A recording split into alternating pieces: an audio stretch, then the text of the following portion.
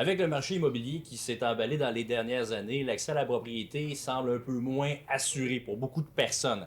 Il y a une option qui se dessine à l'horizon, c'est celle des mini-maisons. Plus petits plutôt que plus grands, qui a toujours été la tendance en Amérique du Nord. Est-ce que miser plus petit, c'est la solution pour l'avenir? Est-ce que les mini-maisons pourraient mettre les gros bungalows? Échec et mat. Pour Refuge, nous, qu'on conçoit, on les conçoit dans notre atelier. Après ça, on les transporte. Puis nous, présentement, on les conçoit pour nous, mais on en fait aussi pour des clients qui aimeraient en avoir dans leur cour arrière ou sur un terrain. On maximise des espaces, on cache des lits à certains endroits, qui fait que c'est plus minimaliste un petit peu. Pensez-vous qu'on s'en va vers une tendance plus minimaliste, plus petite dans les espaces qu'on habite? Oui, effectivement, je pense que les gens sont de plus en plus conscientisés que les grands espaces, c'est pas nécessairement nécessaire. Petit veut dire quand même un peu moins dispendieux, moins d'entretien aussi. Donc, les gens veulent moins faire un grand ménage de maison. Cette année, on est chanceux, on expose vraiment toute la gamme de produits minimalistes. Donc, on a une roulotte 4 saisons autonome sur place. On a un modèle de parc, encore une fois, 4 saisons qui peut accueillir jusqu'à 6 personnes. Puis, on a un bureau de télétravail qui est une nouveauté chez Minimalist cette année. Je dirais que ça va un peu avec tout.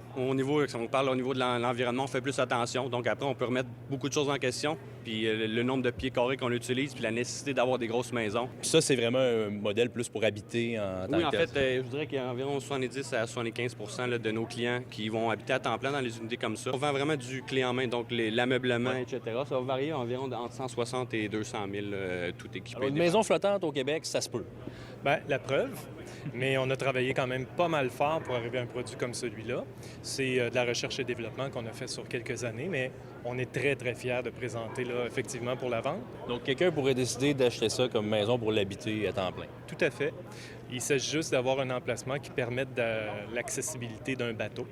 Et parce que, dans le fond, le concept des maisons flottantes est bâti avec les normes de Transport Canada qui permet justement de pouvoir les mettre sur l'eau. Et vous avez fait le choix d'acheter une mini-maison. Parce que je la trouvais belle, puis c'est magique.